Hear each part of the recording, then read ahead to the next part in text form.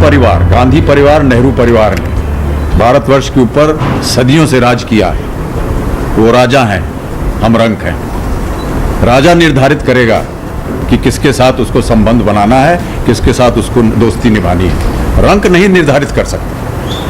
हमारा स्नेह, हमारा प्यार, हमारा आदर उस परिवार के लिए हमेशा रहेगा, लेकिन उन्हें निर्धारित करना होगा कि वो इस रंक के साथ अपना रिश्ता बनाए रखेंगे। साथियों, क्या आप जानते हैं राजीव गांधी के लाडले सोनिया के भाई राहुल और प्रियंका के मामू कहे जाने वाले बॉलीवुड के शहंशाह अमिताभ बच्चन ने आज से 4 दशक पहले नौसिखिए रूप में राजनीति में कदम रखा था और अपने पहले ही चुनाव में विपक्ष के दिग्गज नेता पूर्व मुख्यमंत्री को इतने भारी बहुमत से हराया था कि उस नेता ने राजनीति से ही संन्यास ले लिया था। लेकिन साथियों, किस तरह जया बच्चन भाभी देवर और मुंह दिखाई वाले जुमले बोलकर फिजा अमिताभ के पक्ष में कर दी, जैसे कि उन्होंने खुद को इलाहाबाद की नई बहू बताते हुए मुंह दिखाई में वोट मांगा था। और जब प्रचार के दौरान अमिताभ बच्चन का रोड शो शहर में जामसेनगंज में पहुंचा, तब वहां पहले से मौजूद कुछ लड़कियों के काफिले ने आने से पहले अमिताभ के स्वागत में अपने दुपट्टे सड़क पर बिछा दिए थे। और कैसे अमिताभ ने अपने ही प्रतिद्वंदी हेमवंती नंदन बहुगुणा से चुनाव जीतने का आशीर्वाद लिया और चुनाव इस कदर जीता कि मतगणना के दौरान अमिताभ बच्चन के 4000 वोट रद्द हो गए। दरअसल ये अमिताभ की उन लेडी फैंस के वोट थे जिन्होंने मतपत्र पर मोहर के बजाय लिपस्टिक वाले किस मार्क लगाकर वोट डाला था। मगर फिर भी अमिताभ बच्चन को करीबन 68% वोटिंग मिली थी, जिससे बहुगुणा जी को इतना बड़ा झटका लगा कि उन्होंने राजनीति से ही संन्यास ले लिया। दरअसल 80 के दशक में सुपरस्टार अमिताभ बच्चन ने अपने बचपन के दोस्त राजीव गांधी के कहने पर ही राजनीति में कदम रखा था। मगर फिर कुछ ऐसा हुआ कि प्रधानमंत्री राजीव गांधी ने ही अमिताभ को लोकसभा से इस्तीफा देने के लिए कह दिया। तो आखिर वो कौन सी गलतफहमी थी जिसने राजीव और अमिताभ की गहरी दोस्ती में दरार डाल दी, और आखिर क्यों अमिताभ ने राजनीति से हमेशा हमेशा के लिए संन्यास ले लिया था? जानेंगे बॉलीवुड के शहंशाह के राजनीतिक सफर की ऐसी ही कुछ अनसुनी अनकही कहानियां। लेकिन उससे पहले नए दर्शक प्लीज वीडियो को लाइक और चैनल को सब्सक्राइब कर दीजिए। दोस्तों, 80 के दशक में राजीव गांधी और अमिताभ बच्चन को भारतीय राजनीति के जय वीरू के नाम से नवाजा जाता था। वरिष्ठ पत्रकार रशीद किदवई अपनी किताब में लिखते हैं कि अमिताभ और राजीव गांधी की नजदीकियां इतनी थी कि कई बार सरकार के कुछ अहम फैसले भी अमिताभ बच्चन से मशवरे के बाद लिए जाते थे और राजीव की सिर्फ एक आवाज पर अमिताभ ने एक्टिंग छोड़ राजनीति में उतरने का फैसला कर लिया था। लेकिन साल 1984 के उस ऐतिहासिक इलेक्शन के बारे में जानने से पहले हमें घड़ी के कांटे को उल्टी दिशा में घुमाकर राजीव और अमिताभ के बचपन की एक झलक देखनी होगी। साल था 1946। इंदिरा गांधी और तेजी बच्चन काफी अच्छी सहेलियां थीं, इसलिए 11 अक्टूबर के दिन तेजी ने गांधी परिवार को अपने बेटे अमिताभ की जन्मदिन पार्टी में शामिल होने का न्योता दिया। 4 साल के अमिताभ और 2 साल के राजीव की पहली मुलाकात हुई, जिसके बाद दोनों की दोस्ती गहरा गई, क्योंकि राजनीति में होने के नाते तेजी बच्चन और इंदिरा गांधी दोनों एक दूसरे के घर आते जाते रहते थे। यहाँ तक कि गर्मियों की छुट्टी में कई बार बच्चन परिवार भी राजीव गांधी के यहाँ जाया करते थे और अमिताभ बच्चन को इंदिरा गांधी अपना तीसरा बेटा मानती थी।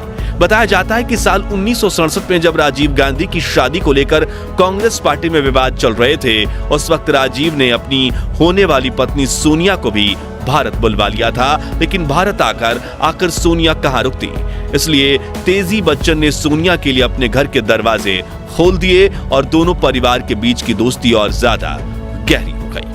अमिताभ गांधी परिवार के इतने करीब आ चुके थे कि सोनिया गांधी उन्हें अपना भाई मानती थीं, वही राहुल और प्रियंका उन्हें मामू कहकर बुलाते थे।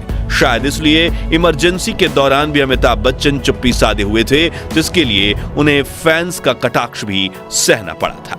खैर, साल 1984 में जब इंदिरा गांधी की हत्या कर दी गई थी, तब उनके बेटे राजीव गांधी ने प्रधानमंत्री की पद की शपथ लेकर देश की बागडोर को संभाला था। लेकिन हर किसी को यहां शंका थी कि भारत की सबसे शक्तिशाली प्रधानमंत्री कहे जाने वाली इंदिरा गांधी के जूतों में कोई नौजवान कैसे पैर रख सकता है, और वो भी एक ऐसा युवक जिसने महज कुछ सालों पहले राजनीति में कदम रखा था।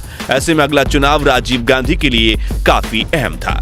क्योंकि पिछले कुछ सालों में कई दिग्गज नेता कांग्रेस छोड़कर विपक्ष में अलग अलग पार्टीज बनाकर बैठे थे और 1984 का वो चुनाव उनके लिए सत्ता में आने का एक सुनहरा अवसर था। वैसे ही एक नेता थे हेमवंती नंदन बहुगुणा, जो कि कांग्रेस की तरफ से ही उत्तर प्रदेश के मुख्यमंत्री रह चुके थे, लेकिन 1980 में उन्होंने कांग्रेस पार्टी छोड़ दी थी। 1984 के लोकसभा चुनाव में हेमवंती नंदन बहुगुणा ने इलाहाबाद से चुनाव लड़ने का फैसला किया, जिसे उनका राजनीतिक गढ़ माना जाता था और पूरा विपक्ष उनके पीछे एकजुट था। ऐसे में राजीव गांधी ने पूर्व मुख्यमंत्री बहुगुणा के सामने किसी दिग्गज राजनेता को खड़ा करने के बजाय अपने दोस्त अमिताभ बच्चन को इलाहाबाद के चुनावी मैदान में उतारने का फैसला किया। उस वक्त भी हमारे बिग बी बॉलीवुड के सुपरस्टार थे। हालांकि उन्हें राजनीति की कोई समझ नहीं थी, लेकिन अपने दोस्त के कहने पर उन्होंने अपने बने बनाए फिल्मी करियर को छोड़ चुनाव लड़ने का फैसला किया, जिसकी खबर मिलते ही राजनीतिक गलियारों में शोरगुल मचने लगा। क्योंकि जहां एक तरफ राजनीति के मंजे हुए खिलाड़ी और उत्तर प्रदेश के बेहद लोकप्रिय नेता बहुगुणा जी थे, वहीं दूसरी तरफ angry young man Amitabh Bachchan, जिनका क्रेज पूरे देश में था। वरिष्ठ पत्रकार शेखर कहीन बताते हैं कि 27 नवंबर 1984 का दिन था। अमिताभ बच्चन इलाहाबाद आए और चंद्रशेखर आजाद की प्रतिमा पर माल्यार्पण किया और उनके आने की खबर सुनकर शहर में अपार जनसमूह इकट्ठा होने लगा। कलेक्ट्री में जहां उन्हें पर्चा दाखिल करना था, वहां भारी सुरक्षा का इंतजाम किया गया था। बड़े पुलिस अधिकारियों से लेकर कलेक्टर भी वहां मौजूद थे। अमिताभ की एक झलक पाने के लिए वहां हजारों लोगों की भीड़ उमड़ने लगी। लोग इतने ज्यादा थे कि उन्हें काबू करना प्रशासन के लिए नामुमकिन हो रहा था। दर्जनों लोग बस पर चढ़ते गए और हालात ऐसे हुए कि बस की छत ही चिपक गई।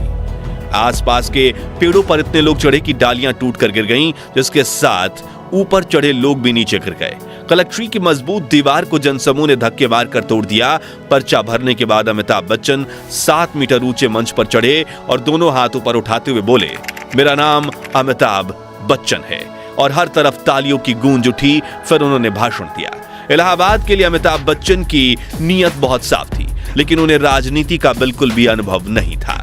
इसलिए चुनाव प्रचार में हर जगह अमिताभ रटे रटाए 5 या 6 वाक्य बोलते थे। साथ ही चुनाव जीतने के लिए कई फिल्मी हथकंडे अपनाकर उन्होंने डायलॉग बाजी करना भी शुरू कर दिया। जैसे कि एक सभा में अमिताभ ने कहा था, मुझे वोट दें क्योंकि मेरा खाता साफ है, कोई एंट्री नहीं है। इलाहाबाद के चुनाव को कवर करने वाली वरिष्ठ पत्रकार कुमकुम चड्ढा बताती हैं, उस चुनाव में बच्चन अपना रोल नहीं बदल पाए। वो आखिरी तक यही समझते रहे कि वो फिल्म स्टार हैं। उन्होंने सर्किट हाउस में बंद कमरे से चुनाव लड़ा। उन्होंने चुनाव प्रचार की जिम्मेदारी अपने छोटे भाई अजिताभ के हाथों में दे दी थी, जो रोज सुबह सर्किट हाउस के बाहर से पत्रकारों को भगाने का काम करते थे। बताया जाता है कि शुरुआत में अमिताभ शर्तिया यानी सट्टा बाजार में चुनाव हार रहे थे, लेकिन उनके पक्ष में हवा तब बदली जब जया बच्चन प्रचार में कूदी। उन्होंने भाभी देवर और मुंह दिखाई वाले जुमले बोलकर फिजा अमिताभ के पक्ष में कर दी। जैसे कि उन्होंने खुद को इलाहाबाद की नई बहू बताते हुए मुंह दिखाई में वोट मांगा था। वहीं दूसरी तरफ अमिताभ भी राजनीति के दांवपेच सीखने लगे थे।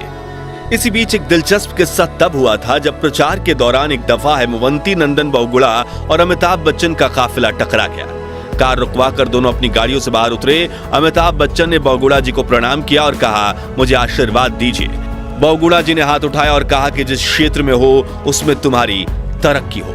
अमिताभ ने कहा, नहीं, मैं आपके आशीर्वाद चुनाव जीतने के लिए चाहता हूं। बहुगुणा जी ने मुस्कुराकर कहा, मैंने कहा ना, आप अपने क्षेत्र में सफलता हासिल करें।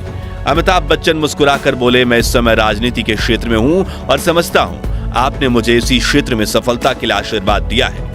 ये कहकर अमिताभ बच्चन वहां से निकल पड़े।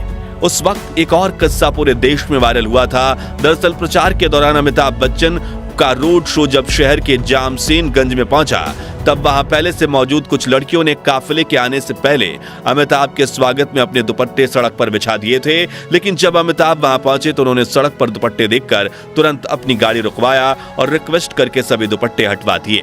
यानी उनका वाहन किसी भी लड़की के दुपट्टे पर से नहीं गुजरा। इसी से पता चलता है कि अमिताभ कितने साफ दिल से इलेक्शन लड़ रहे थे। दूसरी तरफ हेमवंती नंदन बहुगुणा की छवि अमिताभ के फैंस की भीड़ के सामने कमजोर पड़ती दिख रही थी। खैर, फिर आया वो दिन जब चुनावी रिजल्ट अनाउंस होने वाले थे, जहां एक तरफ इंदिरा गांधी की मौत से राजीव गांधी को काफी सहानुभूति मिली और 514 लोकसभा सीटों में से 404 सीटों पर जीत हासिल कर राजीव भारी बहुमत से भारत के प्रधानमंत्री बने। वहीं दूसरी तरफ इलाहाबाद की जनता ने हमारे एंग्री यंग मैन पर इतना प्यार लुटाया कि अमिताभ बच्चन ने 1,87,000 वोटों से हेमवंती नंदन बहुगुणा को चुनावी मैदान में मात दे दी। हालांकि यहाँ एक मजेदार किस्सा ये है कि काउंटिंग के दौरान अमिताभ बच्चन के 4,000 वोट रद्द हो गए थे। दरअसल ये अमिताभ के उन लेडी फैंस के वोट थे जिन्होंने मतपत्र पर मोहर के बजाय लिपस्टिक वाले किस मार्क लगाकर वोट किया था, मगर फिर भी अमिताभ बच्चन को करीब 68% वोटिंग मिली थी, जिससे बहुगुणा जी को इतना बड़ा झटका लगा कि उन्होंने राजनीति से ही संन्यास ले लिया, जबकि अमिताभ बच्चन इलाहाबाद से लोकसभा सांसद बन गए। हालांकि करिश्माई जीत पर सवार राजीव गांधी और अमिताभ बच्चन का रंग 2 साल के भीतर ही फीका पड़ने लगा। बोफोर्स घोटाले का बवाल मचा और बेकसूर होने के बावजूद खुद पर उठती उंगलियां देखकर अमिताभ ने राजनीति से हमेशा के लिए तौबा कर ली, जबकि घोटाले के दाग ने राजीव को सत्ता से बेदखल कर दिया और असमय मौत ने उन्हें राजनीति में वापस कदम रखने का मौका ही नहीं दिया। वहीं अमिताभ ने अभिनय के लक्ष्मण रेखा में खुद को समेट लिया।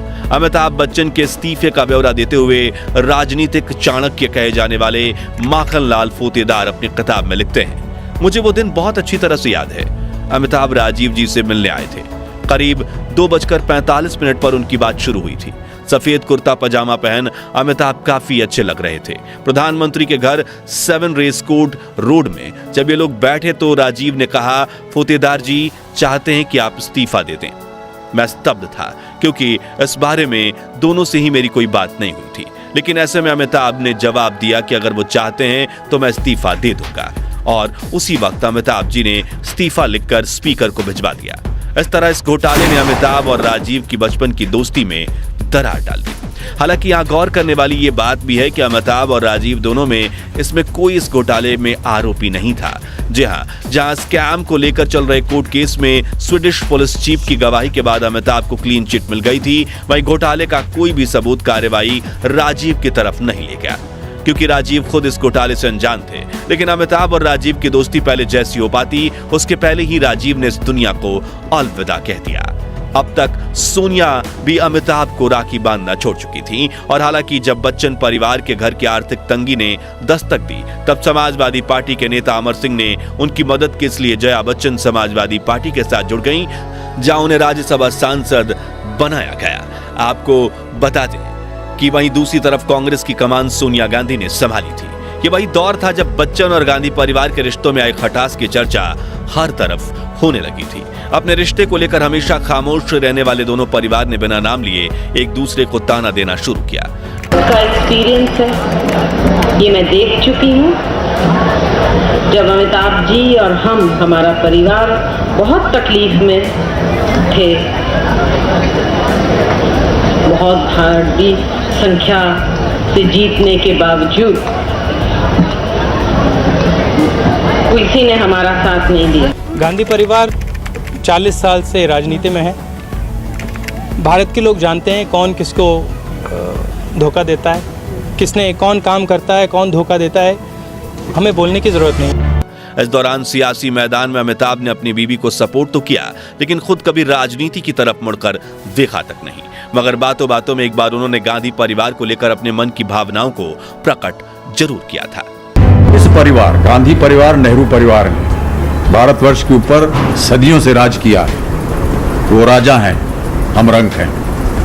राजा निर्धारित करेगा कि किसके साथ उसको संबंध बनाना है, किसके साथ उसको दोस्ती निभानी है। रंक नहीं निर्धारित कर सकते। हमारा स्नेह, हमारा प्यार, हमारा आदर उस परिवार के लिए हमेशा रहेगा, लेकिन उन्हें निर्धारित करना होगा कि वो इस रंक के साथ अपना रिश्ता बनाए रखेंगे। वहीं एक बार कौन बनेगा करोड़पति के सेट पर भी बिग बी ने गांधी परिवार को लेकर अपनी बात रखी थी। हमारे रिश्ते तो कायम है। देखिए, मैं ऐसा मानता हूं कि जो रिश्ता माँ बाबू जी का था, पंडित जी के साथ, इंदिरा जी के साथ, वो पारिवारिक एक रिश्ता था, वो एक बंधन था, उसका मैं आदर करूंगा और करता रहूंगा तहे दिल से, जीवन अंत। खैर, आज इलाहाबाद के चुनाव को 4 दशक हो चुके हैं, लेकिन ना तो गलतफहमी की वजह से हुए गांधी और बच्चन परिवार के मनमुटाव दूर हुए हैं और ना ही बिग बी ने कभी राजनीति में कदम रखा है। तो दोस्तों, गांधी परिवार और बच्चन परिवार के इस मनमुटाव के बारे में आपकी राय क्या है? हमें कमेंट्स में जरूर बताइएगा और वीडियो अच्छा लगा हो तो इसे लाइक शेयर करके 11,000 लाइक्स के लक्ष्य को हासिल करने में हमारी मदद कीजिए, ताकि हमें और अच्छे से वीडियो बनाने की प्रेरणा मिलती रहे। और ऐसी ही दिलचस्प कहानियों के लिए चैनल को सब्सक्राइब करके पास वाली घंटी जरूर बजा दीजिए। जय हिंद, जय भारत।